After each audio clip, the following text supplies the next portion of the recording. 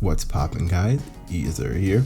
Today, I'll be answering some of your questions about the game. I'm still mainly on that break I mentioned last video, but I thought this Q&A video would give you guys a cool look into set 1 and a preview of the future. Also, it's easy to edit a Q&A video. Now in case you missed last week's video, Astronomica Set 1 is available to pick up right now at the link in the description below. There you can see my Game Crafter store. But let's get started with the questions. First up is Mayo Mage, who asked 4 questions in total. First, will there be any sort of side deck added? Second, will there be any sort of extra deck added? Third, will there be another faction added? And fourth, if the answer is yes, how would that work with the current resource system? Well, to go in order, a side deck will be added when competitive tournaments are in full swing.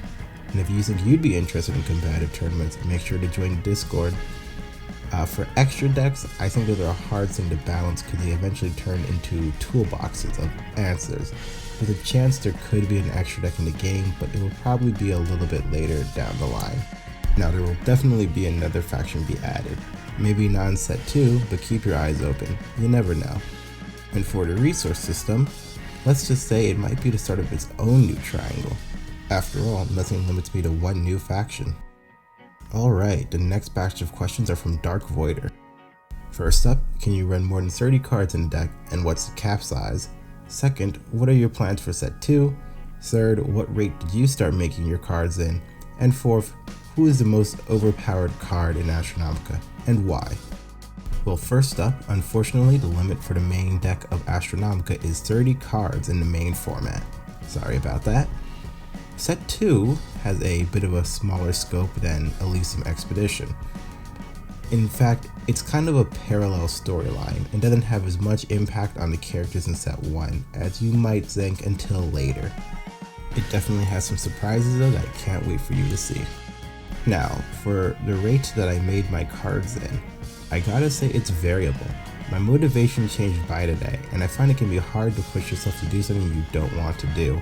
For example, when I have a drawing block, I just stop drawing cards and I instead work on new effects or marketing stuff, And the most overpowered card in Astronomica to me is Selena, even after the nerf. Next question. Next we got a question from Cairo asking which playstyle is your favorite and how does that impact how you make cards? Now in card games I tend to like to play more aggressive decks, which is why Astronomica as a whole is way more combat focused. In Vanguard I played Blaukugers, in Yu-Gi-Oh! Back when I played this Synchro deck, so I think it definitely shows in this game. Most cards affect battle and even the control ones are based on attack manipulation. It's definitely a mindset I have to work on moving forward to make more unique playstyles in the future. And then we have a question from Leon asking what was my inspiration for the game. I think it's hard to name a specific inspiration. Mechanically, the game's inspired by like Vanguard, Yu-Gi-Oh! And traditional turn-based games like chess and checkers. Story and world-wise, I'd say the game's world is kind of inspired by those batch of recent movies which have a mix of modern and fantasy. Something like Onward or that one Will Smith Netflix movie. Next up is a question from Sour Kingdom asking me what my favorite faction is.